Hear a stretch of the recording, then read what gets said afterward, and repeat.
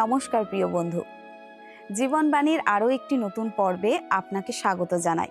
আশা করি ঈশ্বরের অনুগ্রহে আপনারা ভালো আছেন। গত পর্বে আমরা অব্রাহামের ভক্তি ও লোটের আপোষকামিতার জীবনের এক বিশাল পার্থক্য দেখেছি। আমরা জেনেছি যে ঈশ্বরের কাছে কোনো কিছুই অসম্ভব নয় এবং তিনি সর্বদা ন্যায় বিচার করেন।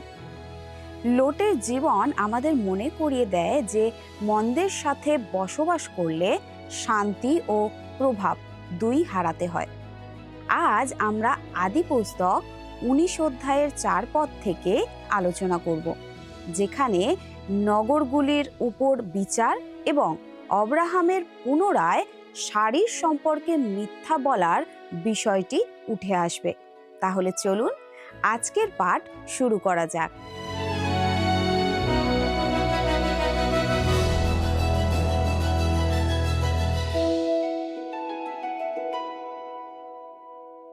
আমাদের এই বাইবেল অধ্যয়নে বর্তমানে আমরা আদি পুস্তক থেকে অধ্যয়ন করছি, আর আজকে আমরা আমাদের পর্ব শুরু করব আদি পুস্তক 19 অধ্যায়ের 4 পদ থেকে। আমরা প্রথমে 4 ও 5 পদটা পাঠ করব। আদি পুস্তক 19 অধ্যায় 4 ও 5 পদ। পরে তাহাদের শয়নের পূর্বে ওই নগরের পুরুষেরা সদমের আবাল বৃদ্ধ সমস্ত লোক চতুর্দিক হইতে আসিয়া তাহার বাটি ঘেরিল এবং লোটকে ডাকিয়া কহিল, অদ্য রাত্রিতে যে দুই ব্যক্তি তোমার বাটিতে আসিল তাহারা কোথায়? তাহাদিওকে বাহির করিয়া আমাদের নিকটে আনো, আমরা তাহাদের পরিচয় লইব। এটা একটা অত্যন্ত ঘৃণ্য দৃশ্য, যা এই সদম নগরের অবক্ষয়কে প্রকাশ করে। আর সেই দিন থেকে একটা বিশেষ পাপকে এই নগরের নামে নামকরণ করা হয়েছে, যাকে আমরা সদমই বলে থাকি। স্পষ্টতই সদম নগরে এই লোকদের জন্য কোনো মণ্ডলী গড়ে তোলার চেষ্টা করা হয়নি, কিংবা তাদের এই কাজগুলো করে তারা যে ঠিক করছে না এ কথা বলারও কোনো উদ্যোগ নেওয়া হয়নি। আমি কি আপনাকে বলতে পারি যে এই বিষয়ে ঈশ্বরের বাক্য একদম সুস্পষ্ট, এবং আপনি সেই বিষয়টাকে কোমলভাবে উপস্থাপন করতে পারবেন না। সদমই একটা জঘন্য পাপ। এই ব্যক্তি লোট যখন সদম নগরে বাস করার জন্য গিয়েছিলেন, তখন সেই নগরটা কেমন ছিল সেটা যে তিনি বুঝতে পারেননি সেই বিষয়ে আমি নিশ্চিত। তিনি সেখানে গিয়ে দেখলেন যে বিকৃত অভ্যাসই ছিল সেদিনের স্বাভাবিক বিষয়। আর সেই পরিবেশের মধ্যেই তিনি তার সন্তানদের, পুত্র ও কন্যাদের বড় করে তুলেছিলেন। তিনি সেখানকার লোকদের বাইরে এটা দেখেছিলেন, কিন্তু তারা প্রকৃতপক্ষে কেমন ছিল সেটা বুঝতে পারেননি। এই নগরের পাপ এতটাই ঘোরতর ছিল যে ঈশ্বর এখন সেটার বিচার করতে চলেছেন। আসুন এখানে একটি সুস্পষ্ট রেখা টানি। আজ পাপের বিষয়ে একটি নতুন মনোভাব দেখা যাচ্ছে। একটি ধূসর এলাকা তৈরি হয়েছে, যেখানে পাপকে আমরা আগে যেমন কালো বলে ভাবতাম সেইভাবে আর মনে করা হচ্ছে না। মণ্ডলী এতটাই আপোষ করেছে যে সেটা অত্যন্ত করুণ অবস্থায় পৌঁছে গেছে। আজকের ধারণাটা এই রকম যে আপনি ঈশ্বরের সন্তান হয়েও পাপ করে যেতে পারেন। ঈশ্বর বলেন যে এটা অসম্ভব, আপনি কখনোই এটা করতে পারেন না। আর সদম নগর হচ্ছে এই সত্যের একটা বড় উদাহরণ। সাধু পৌল এই প্রশ্ন করেছেন, তবে কি বলিব? অনুগ্রহের বাহুল্য যেন হয়, এই নিমিত্ত কি পাপে থাকিব? আর এর উত্তরে তিনি নিজেই বলেছেন, তাহা দূরে থাকুক, বা তেমন যেন না হয়। রোমিও তার 6 অধ্যায় 1 আর 2 পদ দেখবেন। এই ধারণা যে আপনি একজন খ্রিস্ট বিশ্বাসী হয়েও পাপে চলতে পারেন, এটা একটা বিরাট ভুল। বিশেষ করে পাপকে হালকাভাবে নেওয়া, যেমন আমি মনে করি এই বিশেষ ক্ষেত্রে করা হয়েছে। এমন কাজই তারা সদম ও গমোরাতে করছিল, আর ঈশ্বর এই নগরগুলির বিনাশ করেছিলেন। এই কথা বলবেন না যে আদি পুস্তকে মানুষের দৃষ্টিভঙ্গি খুবই আদিম ছিল, আর এখন আমাদের আরও ভালো দৃষ্টিভঙ্গি আছে। এই বিষয়ে তর্ক করবেন না। যতই হোক, প্রভু যীশু পাপীদেরকে গ্রহণ করেছিলেন। তিনি নিশ্চিতভাবে তাদের গ্রহণ করেছিলেন বটে, কিন্তু তারপরে তিনি তাদের মন পরিবর্তন করেছিলেন। যে ব্যভিচারিণী স্ত্রীলোক তার কাছে এসেছিলেন তিনি আর সেই কাজে ফিরে যাননি। তিনি যখন প্রভুর কাছে এলেন তখন যা তার কুটিলতা ছিল সেটা তিনি পরিত্যাগ করেছিলেন। আপনিও যদি খ্রিস্টের কাছে আসেন তাহলে আপনারও পরিবর্তন হবে। আমরা বাইবেল থেকে আসুন আরও দুটো পদ পাঠ করি, 6 আর 7 পদ। আদিপুস্তক 19 অধ্যায় 6 আর 7 পদ। তখন লোট গৃহদ্বারের বাহিরে তাহাদের নিকটে আসিয়া আপনার পশ্চাৎ কবাট বন্ধ করিয়া কহিলেন, ভাই সকল, বিনয় করি, এমন কুব্যবহার করিও না। সদমের লোকেরা ঘরের বাইরে দাঁড়িয়েছিল এবং তারা সেই অতিথিদের তাদের হাতে তুলে দেওয়ার দাবি করেছিল। লোট বলেছিলেন, বিনয় করি, এমন কুব্যবহার করিও না। লোট যেহেতু অনেকদিন ধরেই সদমে বাস করছিলেন তাই তিনি বিষয়টাকে ওইভাবে দেখেছিলেন। এটা তার কাছে নতুন কোনো নৈতিকতা ছিল না, এটা ছিল কেবল তাদের একটা পুরনো পাপ। এরপরে 8 পদে দেখি আমরা লেখা আছে, দেখো, পুরুষের পরিচয় অপ্রাপ্তা আমার 2টি কন্যা আছে, তাহাদিওকে তোমাদের নিকটে আনি। তোমাদের দৃষ্টিতে যাহা ভালো তাহা করো, কিন্তু সেই ব্যক্তিদের প্রতি কিছুই করিও না, কেননা এই নিমিত্তে তাহারা আমার গৃহের ছায়া আশ্রয় করিলেন।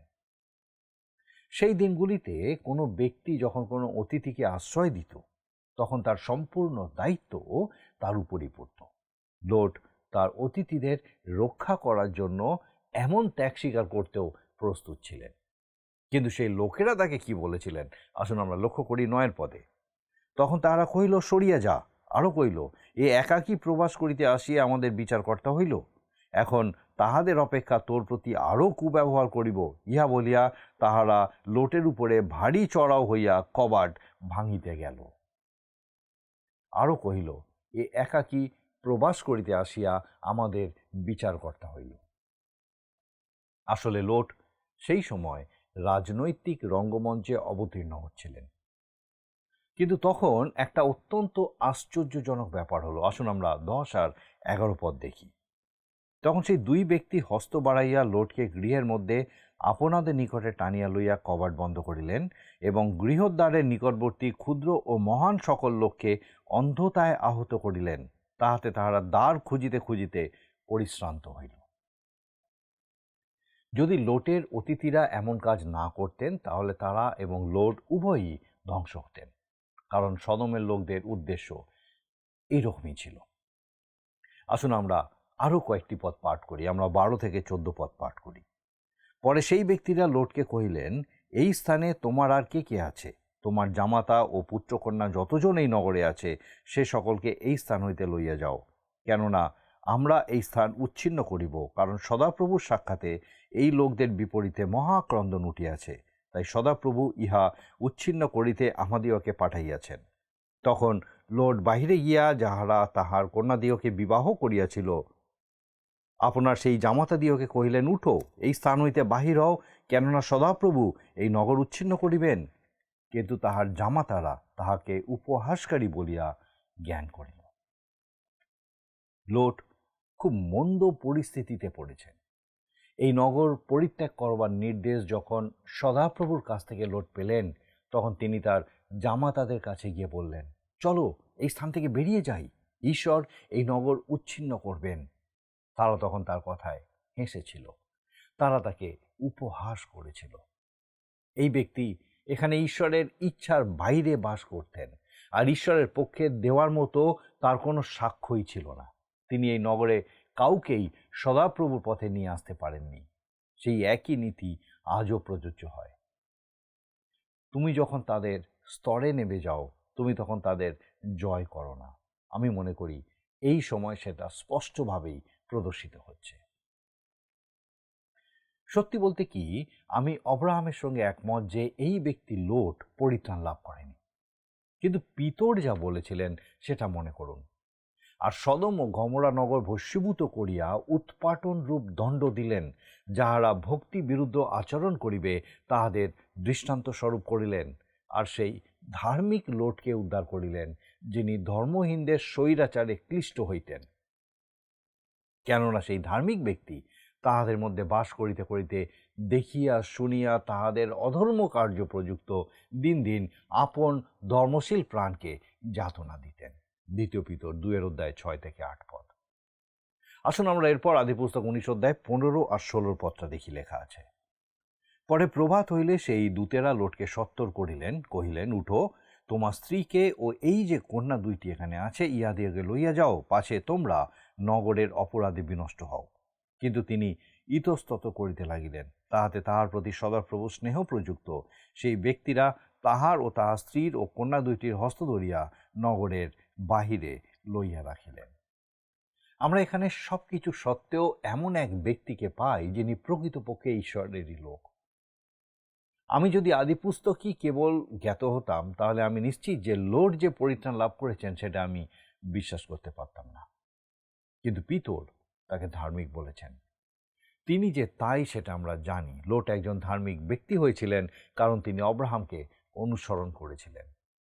তিনি ঈশ্বরে বিশ্বাস করতেন আর বলিদান করতেন।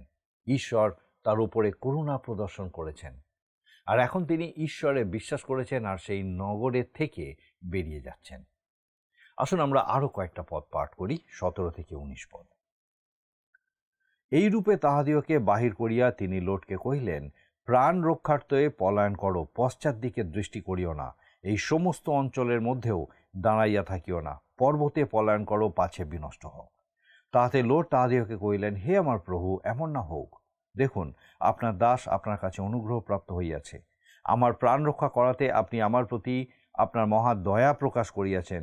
কিন্তু আমি পর্বতে পলায়ন করিতে পারি না, কি জানি সেই বিপদ আসিয়া পড়িলে আমিও মরিব।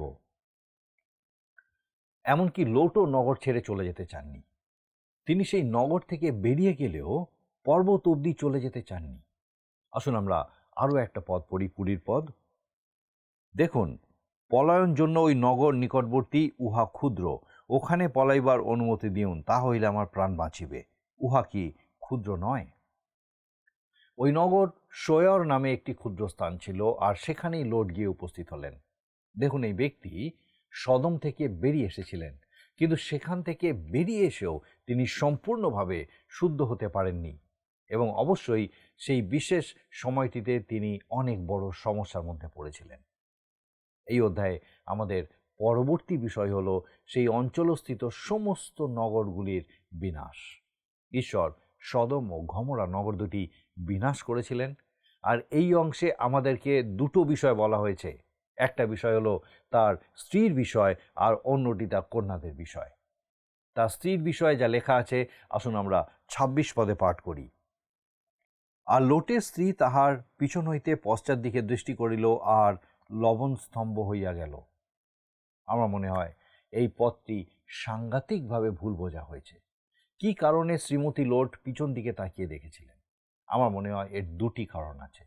প্রথমত, সে পিছন ঘুরে তাকিয়েছিল কারণ সে সদম ছেড়ে যেতে চায়নি। সে সদমে থাকতে খুব পছন্দ করত। সে লোটকেও ভালোবাসত, কিন্তু সদমকে সে বেশি পছন্দ করত। সে হয়তো সেখানে অনেকগুলি সামাজিক কাজকর্মে লিপ্ত ছিল। তার শরীর চাইলেও তার মন কোনোভাবেই সদম ছেড়ে যেতে চায়নি। এটা আজকে আমাদের জন্য একটা অসাধারণ শিক্ষা। আমি অনেক খ্রিস্ট বিশ্বাসীকে বলতে শুনেছি যে তারা প্রভুর আগমনের আশায় আছে, কিন্তু তারা এমনভাবে জীবনযাপন করে যাতে মনে হয় না যে তারা সত্যি সেটা চায়। রবিবার সকালগুলোতে তাদের সুন্দর বাড়ি থেকে তাদের বের করে আনা খুব কষ্টকর হয়, আর রবিবার সন্ধ্যাতেও টিভিতে অনেক ভালো ভালো অনুষ্ঠান থাকার কারণে তারা বাড়ির বাইরে যেতে চায় না।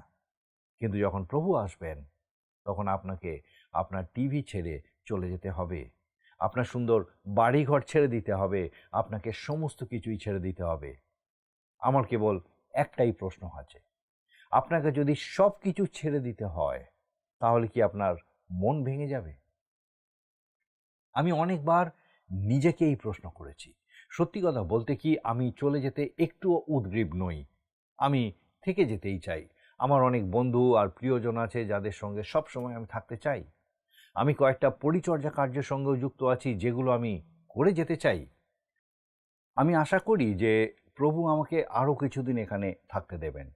কিন্তু আমি এটাও বলতে চাই যে তিনি যখন আমাকে নিতে আসবেন, তখন এখানে এমন কোনো কিছুই থাকবে না যা ছেড়ে যেতে আমার মন খারাপ করবে।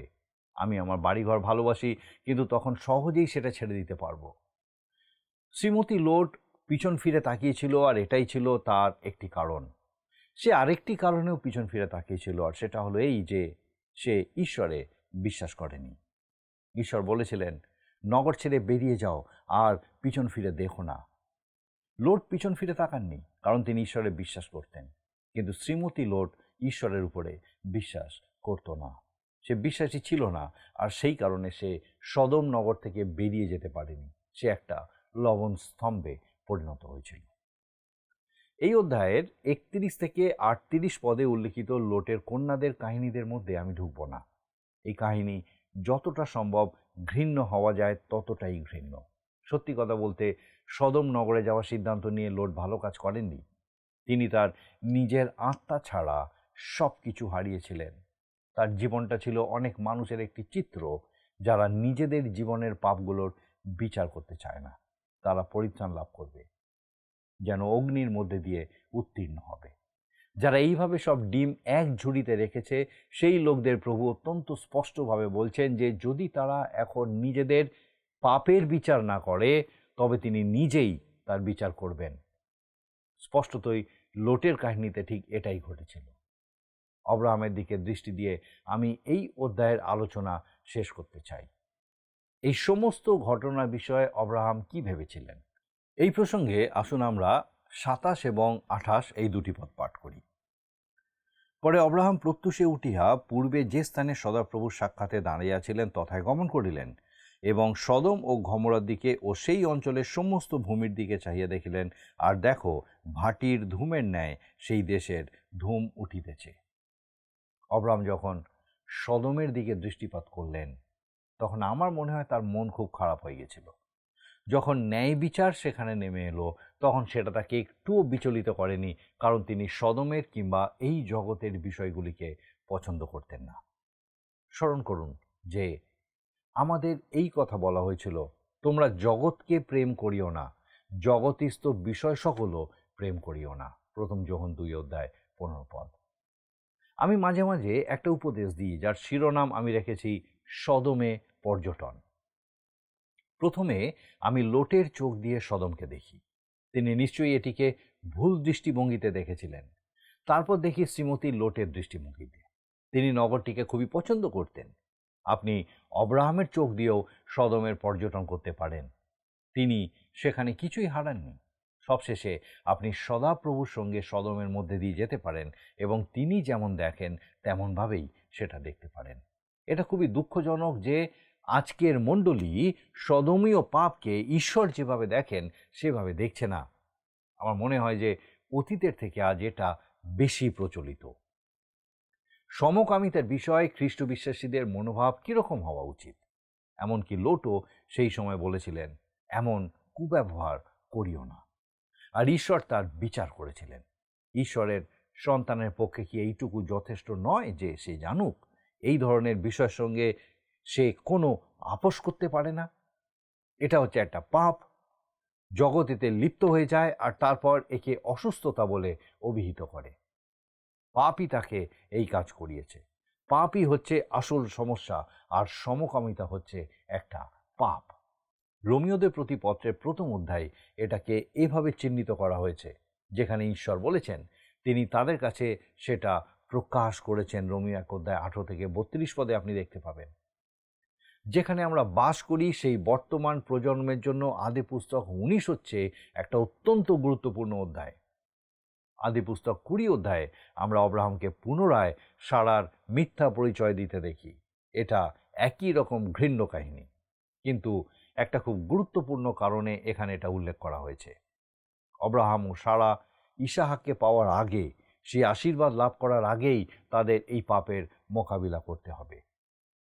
আমি আপনাকে এই কথাই বলতে পারি যে আপনিও আমি যতক্ষণ না আমাদের জীবনের পাপের সঙ্গে মোকাবিলা করতে ইচ্ছুক হচ্ছি, ততক্ষণ আমাদের জন্য কোনো আশীর্বাদ আসতে পারে না। আমি এই অধ্যায়ের কেবল গুরুত্বপূর্ণ অংশগুলো আলোচনা করব। আদিপুস্তক 20 অধ্যায় আসুন 1 আর 2 পদ। আর অব্রাহাম তথা হইতে দক্ষিণ দেশে যাত্রা করিয়া কাদেশ ও সুরের মধ্যস্থানে থাকিলেন ও গরারে প্রবেশ করিলেন। আর অব্রাহাম আপন স্ত্রী সারার বিষয় কহিলেন, এ আমার ভগিনী। তাহাতে গরারের রাজা অবিমেলক লোক পাঠাইয়া সারাকে গ্রহণ করিলেন। এটা একটা খুবই উল্লেখযোগ্য বিষয়। আপনার কি মনে হয় যে সারা সুন্দরী ছিলেন? বেশ, তার বয়স সেই সময় প্রায় 90 বছর হলেও তিনি সুন্দরী ছিলেন। খুব কম বৃদ্ধাই এই বিষয়ে যোগ্যতা অর্জন করতে পারেন। তবে যাই হোক না কেন, তিনি আবারও সারার বিষয়ে মিথ্যা বলেছিলেন। আমি চাই যে আপনি অব্রাহামের স্বীকারোক্তির বিষয়ে লক্ষ্য করবেন, কারণ এটাই এই অধ্যায়টিকে গুরুত্বপূর্ণ করে তুলেছে এবং প্রকাশ করে যে অব্রাহাম ও সারা তাদের জীবনে থাকা এই পাপটির সঙ্গে মোকাবিলা না করা পর্যন্ত ইসাহাককে পেতে পারেন না। আসুন এখানে আমরা 11 পদটা পাঠ করি, আদিপুস্তক 20 অধ্যায় 11 পদ। তখন অব্রাহাম কহিলেন, আমি ভাবিয়াছিলাম এই স্থানে আদবে ঈশ্বর ভয় নাই, অতএব ইহারা আমার স্ত্রীর লোভে আমাকে বধ করিবে। অব্রাহাম এখন অবিমেলকের সঙ্গে কথা বলছেন, যিনি খুবই বিচলিত হয়ে পড়েছেন এই কারণে যে অব্রাহাম নিজের স্ত্রী সম্পর্কে এমন মিথ্যা কথা বলতে পেরেছিলেন। আবারও অব্রাহাম ঈশ্বরের উপরে আস্থা রাখতে পারছেন না। তিনি ভেবেছিলেন যে তিনি এক ঈশ্বরবিহীন স্থানে যাত্রা করেছেন, কিন্তু পরে বুঝতে পেরেছিলেন যে ঠিক আর ভুল সম্পর্কে অবিমেলকের একটা গভীর নৈতিক বোধ আছে।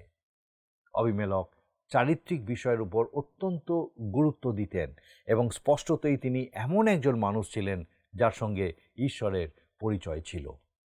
বেচারা অব্রাহামকে এখানে অবিমেলকের পাশে বেশ বেমানানি লাগছে। আসুন আমরা এর পরের পদটা পাঠ করি, 12 পদ। আর সে আমার ভগিনী, ইহাও সত্য বটে, কেননা সে আমার পিতৃকন্যা কিন্তু মাতৃকন্যা নহে, পরে আমার ভার্যা হইল। অব্রাহাম এবারে আসল কথাটা প্রকাশ করলেন। তিনি বললেন, এটা একটা অর্ধসত্য। সারা সত্যি করেই আমার সৎ বোন, আবার তিনি আমার স্ত্রীও বটে।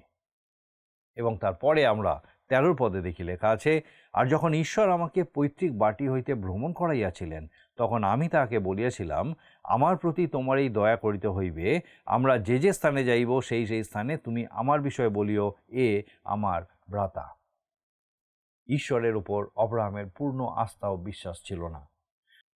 তাই তারা যখন যাত্রা শুরু করেছিলেন, তখন তিনি ও সারা এই চুক্তি করেছিলেন যে যেখানেই তারা যাবেন এবং মনে হবে যে সারার কারণে অব্রাহামকে হত্যা করা হতে পারে, সেখানে সারা বলবে যে অব্রাহাম হচ্ছেন তার ভ্রাতা। অব্রাহাম আর সারা ভেবেছিলেন যে এতে করে অব্রাহামকে হত্যা করা থেকে রক্ষা করা যাবে। অব্রাহামের প্রার্থনা শুনে ঈশ্বরের পুত্র দেওয়ার আগে এই পাপটির সঙ্গে তার মোকাবিলা করা আবশ্যক ছিল। এটার সঙ্গে মোকাবিলা না করা পর্যন্ত ইসাহাকের জন্ম হতো না। কতজন খ্রিস্ট বিশ্বাসী আছেন যারা নিজেদের জীবনের পাপের বিচার করতে চান না, আর তার ফলস্বরূপ তাদের জীবনে কোনো আশীর্বাদ নেই। আমি বিশ্বাস করি যে পাপের সঙ্গে মোকাবিলা না করা পর্যন্ত কোনো আশীর্বাদ আসতে পারে না। আমাদের আজকের সময় এখানেই শেষ। আর আমার বিশ্বাস এই আলোচনার মধ্যে দিয়ে ঈশ্বর বিশেষভাবে আপনাকে দেখতে সাহায্য করলেন যে পাপের সঙ্গে কোনো সমন্বয়, কোনো আপোষ ঈশ্বরের কোনো সন্তান করতে পারে না। ঈশ্বর তার বিচার করেন এবং তিনি যেটা পাপ বলেন সেটা পাপ। আমরা কোনোভাবেই সেটাকে জাস্টিফাই করতে পারি না, সেটা সমর্থন করতে পারি না। আমার বিশ্বাস ঈশ্বর আপনার সঙ্গে কথা বলছেন। আসুন প্রার্থনায় যাবো, আর আমি চাইবো এই সময় আপনি আমার সঙ্গে যোগ দিন। আসুন প্রার্থনা করি।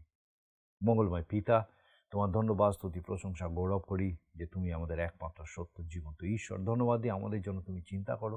ধন্যবাদ দিই সৈক্য পিতা যে তোমার জীবন্ত বাক্য তুমি দিয়েছো যেন প্রভু আমরা তোমাকে জানতে পাই।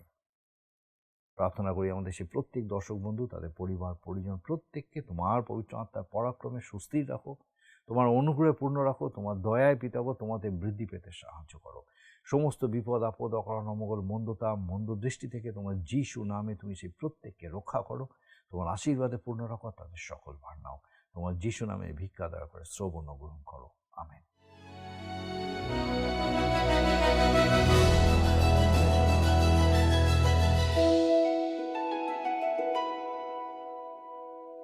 প্রিয় বন্ধু, আশা করি আজকের পর্ব আপনার হৃদয়ে এক শক্তিশালী শিক্ষা পৌঁছে দিয়েছে।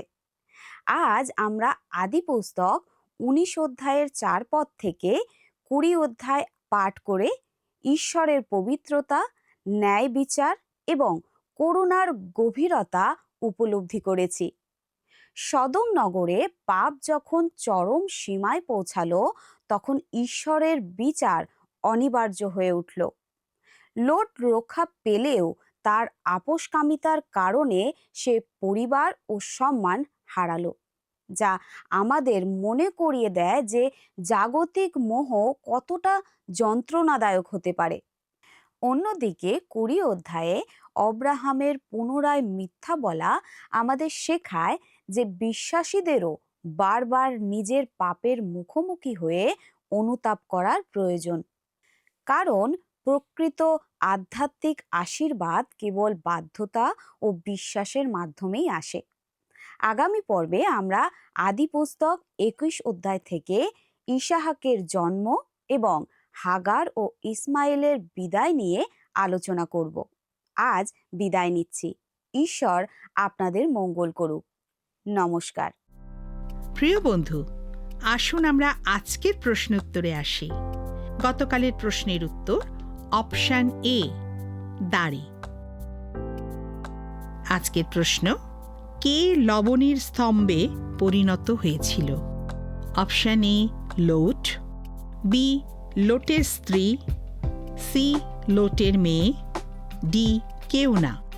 বন্ধু, এই প্রশ্নের উত্তর আগামীকাল সন্ধ্যে 6টার মধ্যে option A, B, C, D সহকারে আপনার নাম ও সম্পূর্ণ ঠিকানা সহ 9433497235 এই নম্বরে SMS-এ বা হোয়াটসঅ্যাপে পাঠাবেন।